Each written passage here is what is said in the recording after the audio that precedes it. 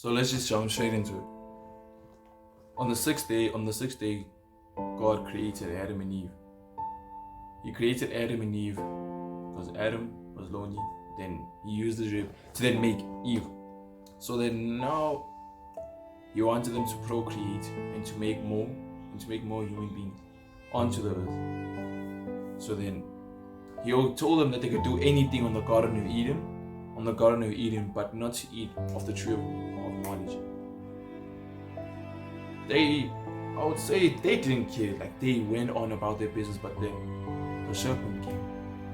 He went on to Eve's ear. He told Eve, what would happen if we could eat of the tree? You would become like God. So then that then planted a seed inside her head. So then she couldn't do it alone. She had to tell Adam. Adam was reluctant at first, but then Adam then eventually gave into the pressure. They ate of the forbidden fruit, right? They ate of the forbidden fruit. Then they covered themselves in shame immediately after they ate of it. Remember, God gave them an instruction not to eat of that tree. So then that brings me into my topic, that we should reject culture and embrace God. Culture makes us want to be degenerate. We do what you want to do. As long as it makes you feel good. Sleep as many women as you want. Drink as much as you can. Smoke. If you want to smoke, there's no problem. If you want to be with a man, there's no problem. If you want to be with a lady, there's no problem.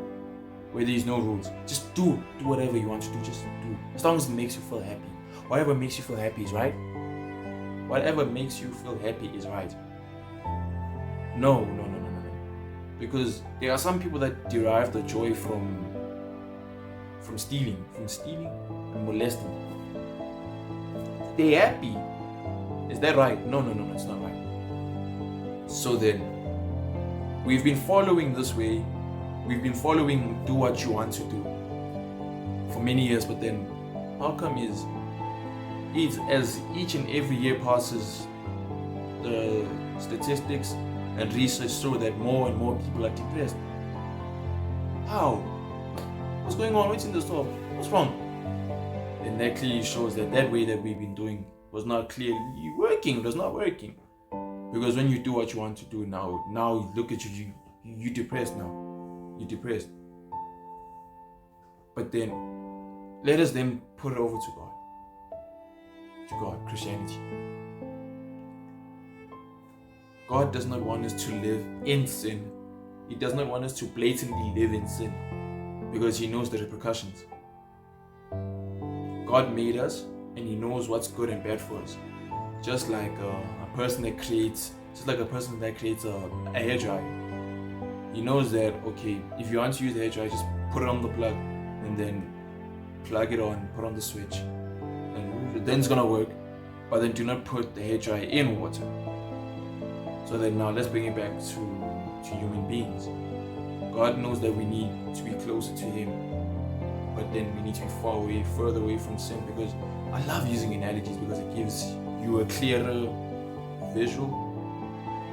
If you remove a fish from the river, it dies. If you remove a plant from the ground, it dies. So then we're the same with human beings. The further and further we go away from God, the further and further we are away from eternal peace and to be calm with God. Because then now we're trying to live our own life, right? This is what culture is teaching us. Do what you want to do. This is actually one of the Illuminati things. Do what thou wilt. Meaning do what you want to do. You're a slave to your flesh. Because then now you're a slave to your flesh. Now you're then creating generational curses. How does it create generational curses? It creates generational curses because you lack self-control. You sleep with anyone, any person you want. So then now there is a result of sex. His kids are born. Now you've brought these kids into a situation where they were not asked to be born in this situation. Now they don't have a father. father's around, busy enjoying himself. He's like, oh, I'm the top dog. I'm busy, yeah. I'm a clown. So that's how we create generational curses. We have to understand that we do not live only for ourselves. I have to live for my kids and my wife, and my wife has to live for her kids. And also, don't forget that people are looking up to you. Your mother is doing a job that she hates every day just to get you through school. Hopefully that you wanna then take care of her.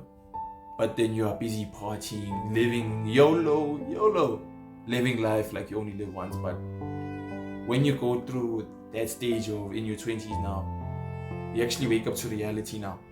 Your mother is, say, 65 years old, still working a job that she hates. And here you are, just starting your life already. Don't forget that we do not live for ourselves only. There was a verse in the Bible that Paul wrote, 1 Corinthians chapter 6, verse 18 to 20. Flee from sexual immorality. Every other sin is outside the body, but the sexually immoral person sins against his body. So let us bring this thing to, I try to stay on topic where, what is culture telling us to do? You have artists like the Cardi B, Megan Thee Stallion, Beyonce, they teach you just use sex. Sex is it's pleasure, just give it away. And then we follow them because they're like our gods now. We don't go to church. Why should I open my Bible? I don't need my Bible, I'm good. We follow these guys where, oh, they're in a scandal, you're the first person to know the time, date, and everything. Imagine. But then you do not know anything about your God. They release a track, you're the first one to listen to it, but you're the last person to open your Bible, the last person to talk to God. So then, culture wants us to live in pleasure. Pleasure is not always what we need. What is the result of drinking so much? It's okay, your health is going to be bad, your kidneys messed up, the decisions you make, you never want to be sober. The decisions you make, you never want to be sober. Your life is a holy. Yo, I don't get on too much. So that now, your life is a whole mess now. A big mess. Because why? I can drink whenever I want to. Okay, now you smoke weed. We all know.